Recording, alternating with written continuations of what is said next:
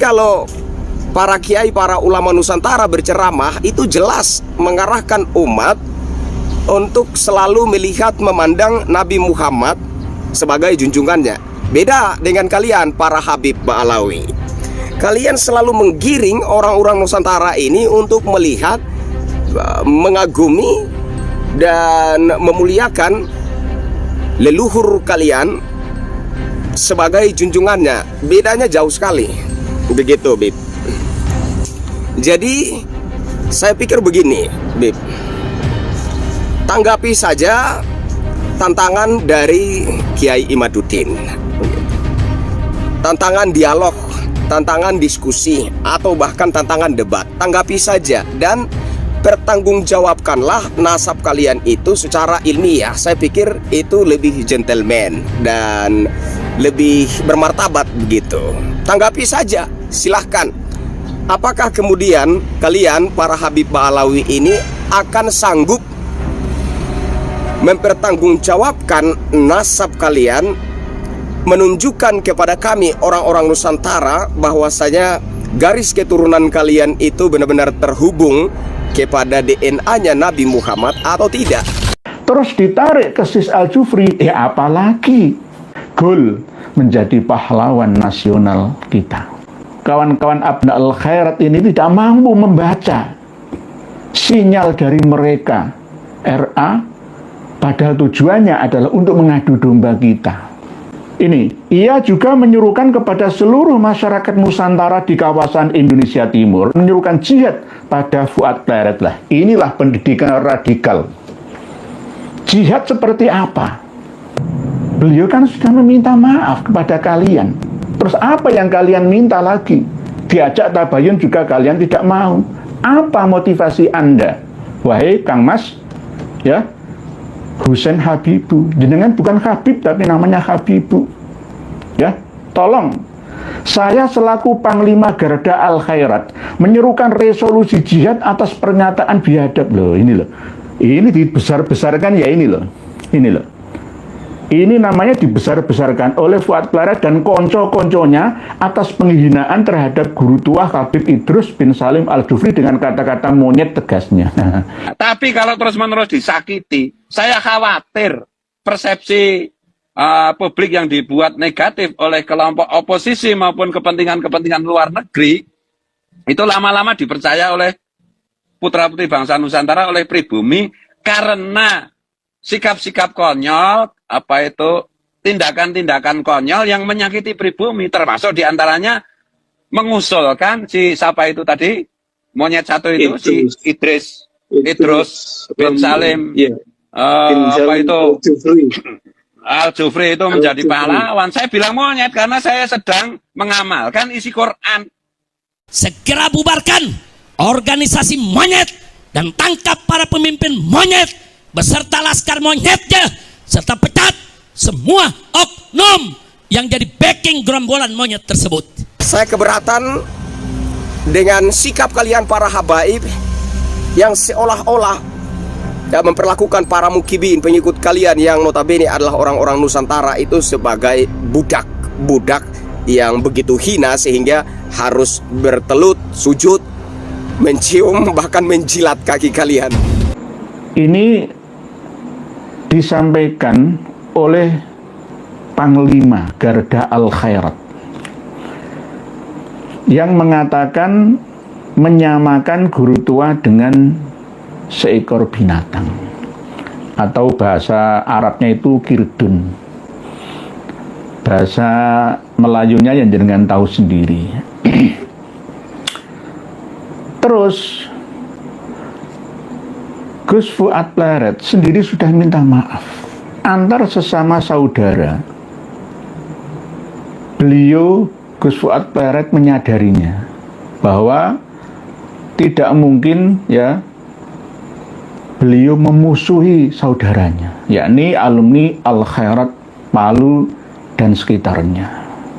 Tetapi ucapan tulus permintaan maaf itu tidak dihiraukan oleh mereka. Dan bahkan beberapa hari yang lalu Gus Rifki Zulkarnain mengatasnamakan Gus Fuad Pleret meminta ya para alumni Abnaul Khairat sana untuk duduk bersama tabayun, duduk bersama dalam membahas kebangsaan, kecintaan kita terhadap bangsa dan negara, sifat nasionalisme kita ya, bangun bersama. Terserah tempatnya di mana, yang penting tidak di Sulawesi sana, mungkin di Mabes Polri ya. Tapi apa tanggapan dari GAL ya, Garda Al Khairat bersama dengan kawan-kawannya? Tetap kekeh menolaknya dan bahkan mengompor-ngompori para tetua suku-suku yang ada di sana, termasuk Kaili. Ada sidang adat juga, dan itu disebarluaskan dengan propaganda melalui channelnya Dek Hanif Alatos dan channelnya Mas Rizik Syihab. Memberikan kecerdasan landasan pendidikan agama di wilayah Indonesia Timur. Kita mengakui, saya tidak mengingkari bahwa jasa Sis Al-Jufri itu ya besar, ada di sana. Cuma kebesaran jasa beliaunya tidak serta-merta kita harus mengkultuskan berlebihan kepadanya. Betul. Sudah kami sampaikan pada beberapa pertemuan kami yang lalu bahwa kepada Rasulullah saja loh, kita tidak boleh hulu, tidak boleh itrah. Siapa yang perintah itu? Allah. Kul innama ana basyarum mislukum yuha ilayya annama ilahukum ilahu wahid faman kana yarju liqa'a rabbih falyamal amalan sholihan wa la yusyrik bi ibadati rabbih ahada. Innama ana basyarum mislukum. Rasulullah disuruh oleh Allah untuk mengatakan, aku ini manusia biasa seperti kalian. Tuhan kamu dan Tuhanku sama. Begitu juga hadis Rasulullah, la tutruni kama atrotin nasara Isa bin Maryam walakin ana abdun fakulu abduhu wa rasul. Aku iki hamba dan utusan Allah. Itulah sifat asli Kanjeng Nabi. Lah, terus ditarik ke Sis Al-Jufri, apalagi gitu. Ya kita juga tidak boleh kiai-kiai di luar Sulawesi, misalkan di Jawa, Sumatera, Bali, Papua, Maluku dan sekitarnya semua, Baruna, ya tidak serta-merta mengkultuskan tuan gurunya, syekhnya dan lain sebagainya, tengkunya, enggak, sama-sama. Terkait dengan hal penistaan yang disampaikan oleh tulisannya langsung Fuad Pleret itu, Presiden Panglima Garda Al Khairat atau GAL Kiai Haji Husein Habibu mengecam keras apa yang disampaikan Fuad Pleret. Ini ada motivasi apa? Kami bisa membacanya. Ini pasti perjuangan yang luar biasa agar Sis Al-Jufri tidak gagal ya, gol menjadi pahlawan nasional kita. Mendapat dukungan yang kuat dari RA dan para habib lainnya yang memang sudah membawa bara dendam benci dengan kita, yang mengingatkan mereka, meluruskan akidah syariah, begitu juga sufiahnya. Lalu memperalat kawan-kawan dari Abnaul Khairat. Tapi kawan-kawan Abnaul Khairat ini tidak mampu membaca sinyal dari mereka RA, padahal tujuannya adalah untuk mengadu domba kita. Dengan propaganda yang luar biasa, perang media, ya, proxy war-nya diterapkan di mana-mana. Ya ini, apalagi Kiai Haji Husein Habibu ini termasuk generasi tua, dalam arti generasi pertama, masih mengalami beliau Sis Al-Jufri dalam memperoleh ilmunya. Ya, ini ia juga menyuruhkan kepada seluruh masyarakat Nusantara di kawasan Indonesia Timur atau Timur Indonesia, khususnya keluarga besar Al Khairat di Sulawesi, Maluku, Papua, Kalimantan, Jawa dan Sumatera, menyuruhkan jihad pada Fuad Pleret. Lah, inilah pendidikan radikal. Jihad seperti apa? Kang Mas Kiai Haji Husain Habibu, sadarlah Kang Mas, Anda itu manusia, Anda bukan seorang dewa. Mengangkat fatwa, mengadu domba antar sesama anak bangsa Indonesia bagian timur dan Jawa, dengan gerakkan semua untuk jihad pada memerangi sesama saudara, khususnya Kang Mas Kiai Haji Muhammad Fuad Riyadi atau Gus Fuad Pleret. Dalam hal ini ya, kalau memang Gus Fuad Pleret salah, saya akan menyalahkan. Beliau kan sudah meminta maaf kepada kalian. Terus apa yang kalian minta lagi? Diajak tabayun juga kalian tidak mau. Apa motivasi Anda? Wahai Kang Mas ya, Husain Habibu, jenengan bukan Habib tapi namanya Habibu. Ya, tolong, saya selaku Panglima Garda Al Khairat menyerukan resolusi jihad atas pernyataan biadab loh, ini loh. Ini dibesar-besarkan ya, ini loh. Ini loh. Ini namanya dibesar-besarkan oleh Fuad Pleret dan konco-konconya atas penghinaan terhadap guru tua Habib Idrus bin Salim Al-Jufri dengan kata-kata monyet, tegasnya. Ini ibarat mata itu, bahasanya itu buta sebelah. Nggak bisa melihat secara utuh dalam menelaah. Ketika malam harinya, ketika live podcast, live streaming dengan Kiai Muhammad Fuad Riyadi atau Gus Fuad Pleret langsung, beberapa hari berikutnya Kang Mas Muhammad Rizieq langsung kan mengatakan monyet-monyet, jenderal monyet, PWLS monyet, semua pendukung Kiai Iman itu monyet semua. Nah, bener kan apa yang kami katakan? Terbukti kan? Terus apa kritik Anda terhadap Mas Rizik Syihab? Sebelum itu sudah ada ucapan yang tak beretika, bertata krama yang disampaikan oleh lainnya yang sudah kami sertakan di link ya di bawah video kita ini. Ya, kita simak bersama.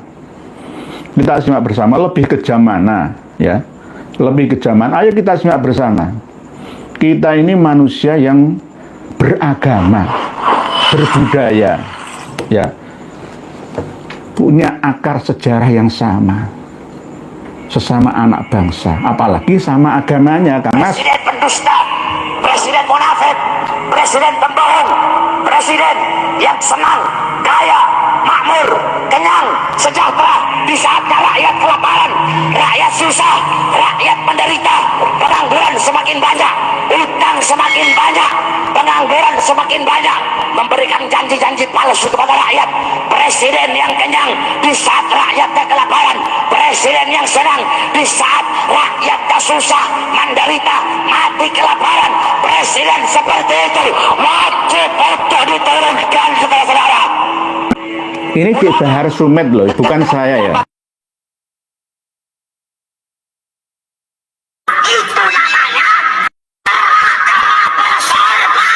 Kera sama monyet itu sama. Ulama kayak itu panggil kiai monyet, Nah ini. guru monyet. Ada habis begitu. Monyet. Ya kan? Simak sampai selesai para pemirsa dan pendengar semua yang pro dan yang kontra kita. Ini sudah lama. Tidak hanya Dik Bahar Sumet saja. Yo sekelas ketua RA anjing-anjing keluar semua. Ya ini terus bagaimana gitu loh. Berarti ya Kang Mas Ketua Garda, Panglima Garda Al Khairat itu nggak melihat dengan dua mata. Apalagi mata batin dan lahirnya lengkap semua, tidak. Nah ini Kang Mas, ayo dengarkan ya, apa yang kami sertakan dalam video kita ini. Gitu loh Kang Mas. Saya hanya mendamaikan ya. Karena apa? Gus Fuad Pleret juga tidak ngajak perang. Hanya sebuah kritikan. Dan sudah ada kata permohonan permaafan. Ya, terus juga ngajak untuk tabayunan. Ya. Terus diminta seperti apa? Kalau malah ngajak jihad, ya, mau ngajak jihad, saya kira alumni Al Khairat itu cerdas-cerdas semua ya, elegan seperti lulusan Gontor gitu. Saya kira seperti itu. Dengan jawaban yang indah ya. Dengan jawaban yang profesional ya, seorang yang terdidik ya, berakhlakul karimah ya. Nah, akan membuktikan dengan data-data dan fakta yang ada. Saya kira seperti itu, tapi ternyata seperti ini kualitasnya. Lah ini bagaimana? Saya masih belum mengumumkan supaya generasi sekarang dan yang akan datang itu tidak usah menyekolahkan anaknya di Al-Khairat. Saya tidak ngomong seperti itu. Belum ngomong seperti itu.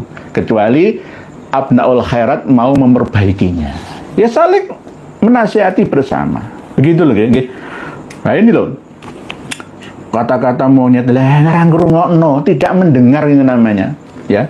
Lah kalau yang dari saudara-saudara, kakak-kakak kita dari suku Kaili, suku adat yang kemarin sidang itu ya, ada yang ngomong mau menggal kepala imam. Ya ini namanya omongan apa itu? Ini kok sama ya seperti Dik Rizik Sihab sana. Itu saya kadang-kadang itu ya heran itu loh. Husain mengatakan, guru tua telah memberikan kontribusi pada bangsa ini dan telah mencetak. Ya saya tahu itu. Saya tahu, nggak usah diberitahu. Sudah tahu. Lulusan Al-Khairat itu banyak. Sebanyak 3 sampai 4 atau 5 generasi sampai sekarang. Ya, alhamdulillah, terima kasih. Kami tidak mengingkari jasa-jasa beliau Sis Al-Jufri itu. Hari ini puluhan ribu garda Al-Khairat. Perlu kita ketahui bersama ya, bahwa Al-Khairat hanya 2. Itu Palu, Sulteng. Tapi kalau ada media www.alkhairat ya, .org itu Malang. Dari dzurriahnya Mbah Raden Qasim Sunan Derajat. Itu membela kita dalam setiap tulisan-tulisannya. Ada laduni, ada terjemahan kitab kuning. Itu selalu apa yang dituliskan oleh Nahdlatul Ulum ya, dituliskan oleh Kiai Haji Maduddin Utsman selalu dinukil di websitenya www.alkhairat pakai O bukan A. Kalau Al-Khairat ini A-nya 2, Al-Khairat itu. Jadi beda dengan alkhairat.org. Bagi keluarga besar Al-Khairat, gelar pahlawan bukan dambaan kami. Oke, bagus itu. Sudah ada pemberian dari negara untuk beliaunya Sis Al-Jufri, termasuk nama setelah Mutiara, Bandara Palu sana. Dan ada gelar seorang guru Mahaputra ya. Begitu juga nama guru tua menurut bahasa Kaili sana. Mau diangkat pahlawan atau tidak itu urusan pemerintahan. Iya kan ya begitu, bukan urusan saya. Kan sudah 3 kali ya diusulkan tapi tidak ada ACC-nya. Ini hampir sama seperti Sultan Hamid Al-Gadri, Sultan Pontianak sana. Ya tidak layak menjadi pahlawan nasional. Seharusnya ya tidak usah memburu mendapatkan gelar pahlawan nasional ini. Cukuplah ya sudah dapat kue-kue kehormatan. Dan toh beliau almarhum Sis Al-Jufri ya tidak memintanya kok. Ini paling ya perjuangan dari keluarganya di antara Mensos waktu itu yang menjadi cucu dari pihak perempuan yakni Salim Segaf Al-Jufri ya, yang sekarang menjadi Ketua Dewan Syuro Partai Keadilan Sejahtera. Kalau ini nanti melebar kemana-mana, sekelas Dr. Hidayat Nur Wahid bisa kami gugat, sekelas Profesor Din Samsudin bisa kami gugat. Karena apa? Kami punya data 6.000 tahun bendera merah putih Nusantara, saya punya. Dan sejarah siapa yang mencetuskan bendera merah putih yang asli itu di mana ada bekas kamar aslinya Pak Karno dengan Bu Fatma yang ada di Cianjur sana. Saya punya datanya. Dan duriahnya masih ada di Cianjur Selatan ya, agak ke dalam ya, aksesnya sulit ya. Karena dulu memang gara-gara fatwanya Utsman bin Yahya akhirnya pendiri ya. Ini nanti akan kami buka bersama. Nanti suatu saat ada tema yang khusus untuk membahasnya. Saya punya buku karya dari Muhammad Yamin tentang bendera merah putih itu. sekelas doktor dan profesor saja kena propaganda, sekelas Kang Mas Yai Haji Muhammad Habibie ini juga kena propaganda, Pak Husain Habibie ini, Habibu ini, ya Allah. Nggih. Ada 22 juta warga Al Khairat di seluruh Nusantara lanjutnya. Ora usah pamer-pamer ngono. Ini namanya mengunggulkan klannya. Seakan-akan mau ngajak perang adanya. Guru tua sebagai pahlawan besar kami, silahkan. Itu hak. Kami tidak melarang. Al Khairat, lembaga tertua dan terbesar di Indonesia Timur, telah berumur 95 tahun dan jangan samakan dengan lembaga lainnya. Ini bibit-bibit radikalisme, ya fanatisme ini muncul ya, gara-gara seperti ini muncul ya. Jadi semoga video ini sampai dilihat dan didengar oleh Habib Rizik Syihab. Saya Krisyanto Yen Oni, kepada yang terhormat Habib Rizik Syihab, Assalamualaikum warahmatullahi wabarakatuh. Habib Rizik yang saya hormati, saya lihat ada salah satu video terbaru Anda menanggapi pembatalan nasab Ba'alawi oleh Kiai Imaduddin. Jadi Anda, ya pertama-tama saya bersyukur karena dalam narasi ceramah Anda, meskipun saya pikir mau dibilang ceramah juga tidak sah begitu ya, karena sebagai tokoh agama semestinya dalam narasi ceramahnya itu ada tuntunan kitab suci begitu. Nah, sementara jarang sekali saya melihat ada isi ceramah Anda itu mengandung kitab suci, mengandung ayat-ayat Quran ya, kitab sucinya umat muslim ya kan. Tapi nggak apa-apa, saya menyebutnya ceramah Anda. Jadi pertama-tama saya bersyukur karena di narasi ceramah Anda tersebut tidak ada lagi menyebut kata perang, pring, prung, preng, prong begitu ya. Jadi itu satu poin yang menurut saya patut saya syukuri. Dan terima kasih untuk Anda. Meskipun gaya dan nada-nada bicara Anda itu masih terkesan provokatif, nggak apa-apa. Intinya saya tidak lagi mendengar ada narasi hasutan, narasi yang mendorong sesama orang Nusantara untuk saling berbentur, saling berperang, saling bunuh-bunuhan gitu ya. Saya syukuri pada poin yang itu begitu. Nah, yang kedua, menanggapi Kiai Imaduddin, Anda kemudian juga mempertanyakan nasabnya. Kata Anda, nasabnya Kiai Imaduddin juga enggak jelas, kok mau mempersoalkan nasab Ba'alawi. Begini, Habib Rizik, kita bicara apa urgensi dari suatu persoalan. Jadi Kiai Imaduddin mempersengketakan nasab Ba'alawi, urgensinya jelas. Karena kalian mohon maaf, para Habib klan Ba'alawi ini selalu berkedok nasab, berkedok keturunan Nabi, untuk kemudian berharap atau bahkan menuntut untuk dihormati, dimuliakan ya. Jadi urgensinya itu jelas gitu. Itu yang dipersoalkan begitu. Nah, sementara Kiai Imaduddin dan para Kiai Nusantara lainnya tidak bergantung kepada nasab untuk dikagumi, dihormati dan dimuliakan, tidak ya. Jarang sekali para Kiai Nusantara ini membesar-besarkan nasab mereka, terhubung kepada siapa dan kepada leluhur yang mana.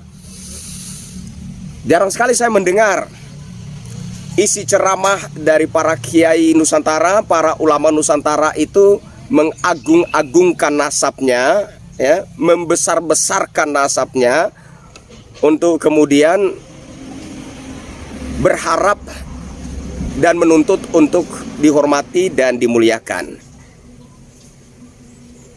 Tetapi pada kalian memang sering seperti itu dan selalu seperti itu, bahkan membesar-besarkan nasab, mengagung-agungkan leluhur kalian, seolah-olah memaksa kami orang Nusantara ini untuk menghormati, memuliakan, memuja-muji leluhur kalian. Kan urgensinya di situ, begitu. Jadi itu yang kemudian membuat kami orang Nusantara ini mempertanyakan, apakah kalian ini benar-benar adalah keturunan Nabi Muhammad, nabinya umat muslim? Apakah kalian ini benar-benar menjadikan Nabi Muhammad, nabinya umat muslim itu sebagai junjungan? Atau kalian sedang menggiring orang-orang Nusantara untuk menjadikan leluhur kalian itulah junjungannya? Nah, ini. Jadi kalau para kiai, para ulama Nusantara berceramah, itu jelas mengarahkan umat untuk selalu melihat, memandang Nabi Muhammad sebagai junjungannya. Beda dengan kalian, para Habib Ba'alawi. Kalian selalu menggiring orang-orang Nusantara ini untuk melihat, mengagumi, dan memuliakan leluhur kalian sebagai junjungannya. Bedanya jauh sekali. Begitu, Bib. Jadi saya pikir begini, Bib. Tanggapi saja tantangan dari Kiai Imaduddin. Tantangan dialog, tantangan diskusi, atau bahkan tantangan debat. Tanggapi saja dan pertanggungjawabkanlah nasab kalian itu secara ilmiah. Saya pikir itu lebih gentleman dan lebih bermartabat begitu. Tanggapi saja, silahkan. Apakah kemudian kalian para Habib Ba'alawi ini akan sanggup mempertanggungjawabkan nasab kalian, menunjukkan kepada kami orang-orang Nusantara bahwasanya garis keturunan kalian itu benar-benar terhubung kepada DNA-nya Nabi Muhammad atau tidak? Saya pikir begitu. Kalau para kiai Nusantara, nggak perlu kita persoalkan nasab mereka, karena memang mereka tidak pernah membesar-besarkan, mengagung-agungkan nasab mereka itu sebagai dasar untuk dihormati, dikagumi, dan dimuliakan. Nah, ini yang menjadi persoalannya, sehingga saya secara pribadi, kami orang-orang Nusantara ini menunggu kapan kalian para Habib Ba'alawi ini mau secara gentleman mempertanggungjawabkan nasab kalian. Apakah itu benar-benar terhubung kepada sang Nabi Muhammad ataukah tidak? Ini penting sekali. Kenapa? Karena kalau ternyata nasab kalian itu tidak terhubung kepada sang Nabi Muhammad, nabinya umat muslim, maka penghormatan yang diberikan kaum Nusantara ini terhadap kalian sebagai Habib itu tidak sah. Dan penghormatan yang diberikan oleh kami kaum Nusantara ini terhadap kalian para Habib Ba'alawi, ya, itu menjadi salah kaprah, salah sasaran. Nah, tentu saja ini tidak adil dong buat kami.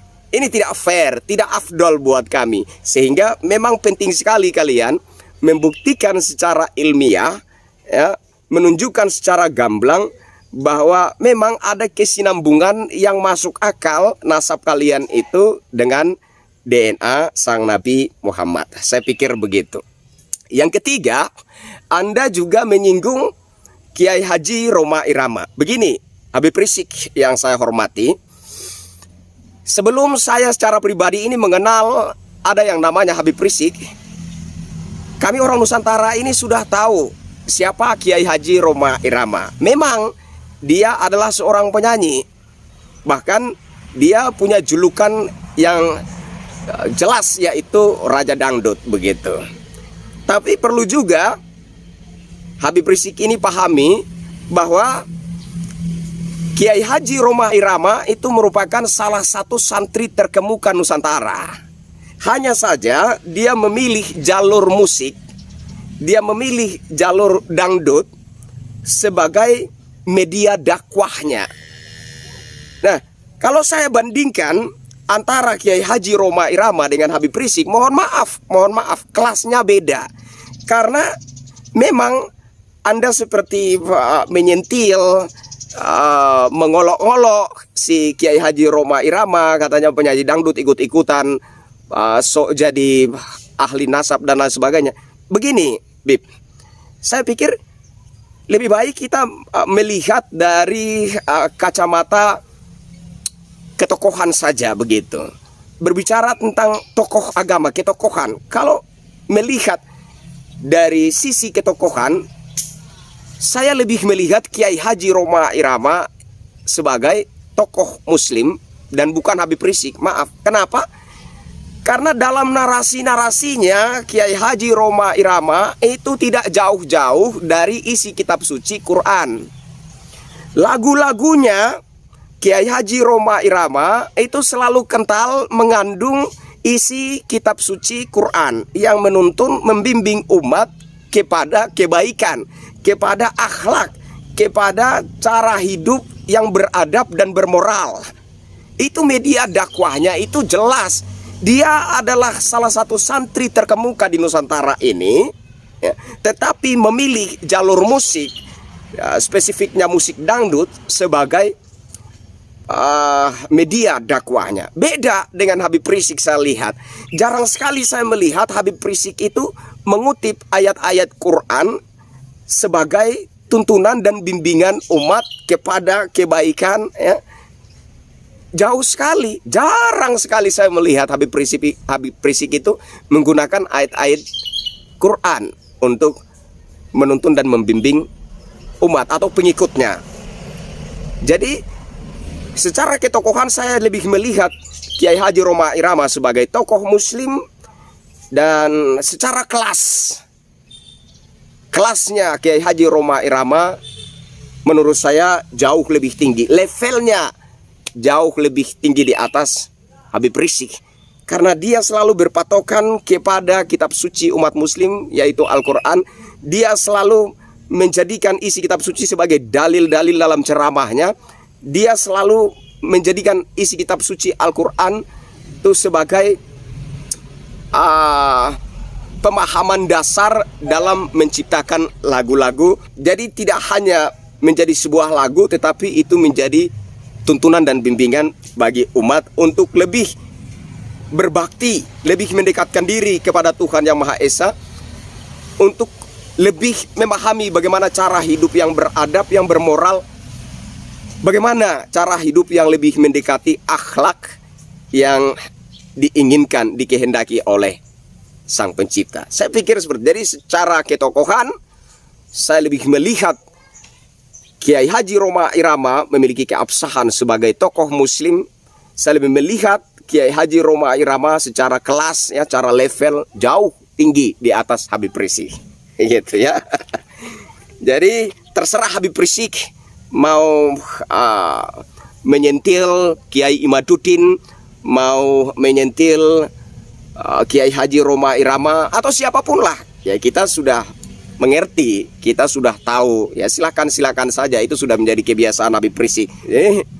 Selanjutkan saja gaya dan pola ceramah Anda itu, ya, membenturkan kami orang-orang Nusantara dengan sesama saudaranya. Silahkan lanjutkan saja, tapi sampai pada satu titik kami akan betul-betul melakukan perlawanan yang ekstrim. Oke, Bib. Yang terakhir, Bib. Saya melihat banyak video, ya, tapi ada 2 atau 3 yang membuat saya itu sangat berkesan. Entah para pengikut Habib Rizik, para mukibinnya Habib Rizik juga melakukannya seperti itu ataukah tidak, saya nggak tahu. Tetapi ada beberapa jejak digital saya melihat itu para mukibin yang notabene adalah orang Nusantara asli, pribumi Nusantara, bersujud bahkan hingga mencium telapak kakinya Habib. Dan apakah sikap dari para Habib itu sama seperti para kiai dan ulama Nusantara ketika ada murid-murid yang sungkem, maka kepalanya dipegang, dielus, ya, Jadi kami punya adab, Nusantara punya adab, yaitu adab sungkem. Kepada yang lebih tua dari kami harus sungkem. Kepada tokoh adat, tokoh agama, tokoh masyarakat, kami harus sungkem. Kepada yang lebih usia dari kami harus sungkem. Itu adab kami, adab Nusantara. Nah, ketika misalkan kami itu sungkem kepada kiai atau ulama Nusantara, pundak kami itu dipegang, dielus-elus, ya, kepala kami dipegang, ya, dielus-elus, seolah-olah kiai atau ulama tersebut sedang memohonkan berkah dari Sang Pencipta untuk kami, kan begitu. Beda yang kami lihat dari sikap para Habib Ba'alawi. Ketika ada mukibin, pengikutnya yang sungkem bahkan hingga mencium telapak kakinya, itu sangat dinikmati. Seolah-olah dia benar-benar adalah sosok yang layak menerima segala puja-puji dan hormat. Beda jauh sekali. Nah, ini kemudian membuat saya itu secara pribadi itu terpukul, ya, Bib. Karena saya berpandangan bahwa kami orang-orang Nusantara tidak lebih rendah kastanya, tidak lebih rendah wibawa, harkat dan martabatnya ketimbang kalian orang-orang Hadramaut Yaman.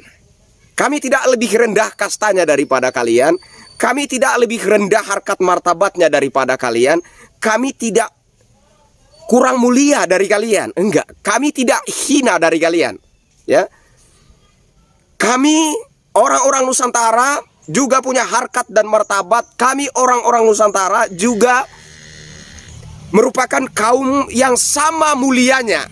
Kalau dibandingkan bangsa kami Nusantara ini dengan bangsa kalian Hadramaut Yaman, bangsa kami ini jauh lebih indah, bangsa kami ini jauh lebih kaya raya, bangsa kami ini jauh lebih mulia, bangsa kami ini lebih mengerti peradaban kehidupan. Saya pikir begitu.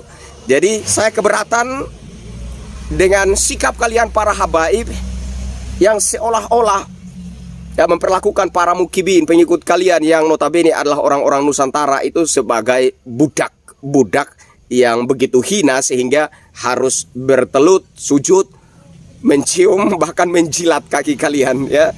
Saya keberatan sekali karena kesan yang saya lihat di sana itu merupakan satu pemandangan yang merendahkan kasta, merendahkan harkat martabat kami sebagai orang Nusantara. Saya berharap semoga ke depan bisa ada koreksi-koreksi sehingga tidak ada lagi kesan bahwa kami orang-orang Nusantara ini jauh lebih rendah, jauh lebih hina daripada kalian, padahal bisa jadi sebaliknya, bangsa kalian lebih hina dari bangsa kami. Begitu. Mohon maaf ya, Bib, ya.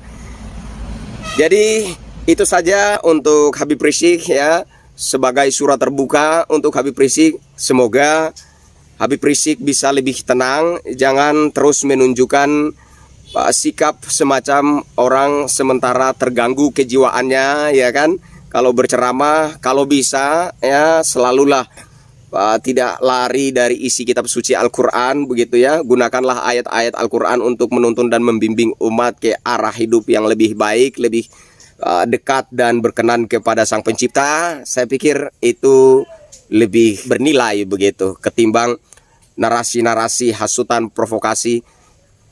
Bukan ceramah itu menurut saya, itu lebih kepada orasi, begitu.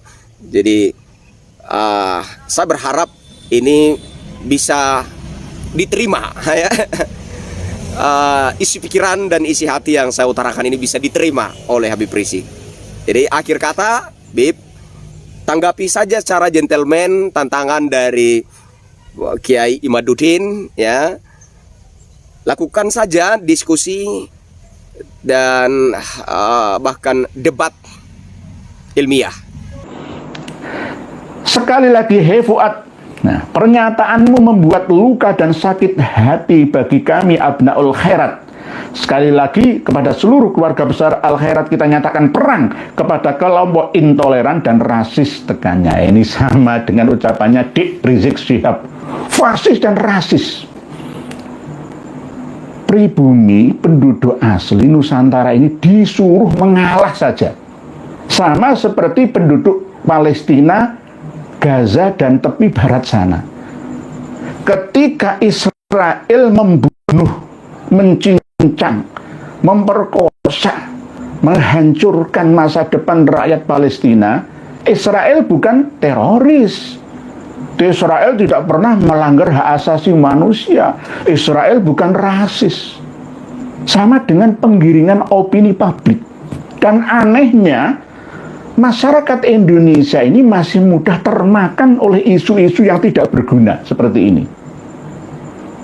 Ini pernah disampaikan tegas oleh channel KBN Nusantara ya, bahwa ya memang begini ya ternyata sifat keindonesiaan kita, nasionalisme kita masih dipertanyakan ya, sama dengan bangsa Jongos, inlander. Pantas Belanda lama menjajah kita. Ini nyatakan perang kepada kelompok intoleran dan rasis. Siapa yang intoleran? Siapa yang rasis? Kami menyadarkan seluruh anak bangsa untuk bersatu semua, ya, dan hidup berdasarkan agama yang bersumber dari data, bahwa Habaib Alawi itu semuanya, tidak hanya Al-Jufri di Palu, Al-Khairat sana, tapi di Jawa, di Baruna, ya, di Suwarna, di Nusa Tenggara, di Maluku, di Papua, semua sama.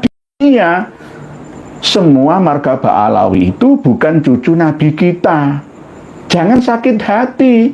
Lalu RA ngomor-ngomori kalian semua yang ada di Indonesia Timur sana tanpa bertanya ke kita terlebih dahulu, mana datanya? Ya harusnya begitu. Harusnya begitu. Abnaul Khairat itu orang-orang hebat kok. Orang-orang terdidik, orang-orang santun kok. Ya. Ya, kok mengatakan intoleran dan rasis.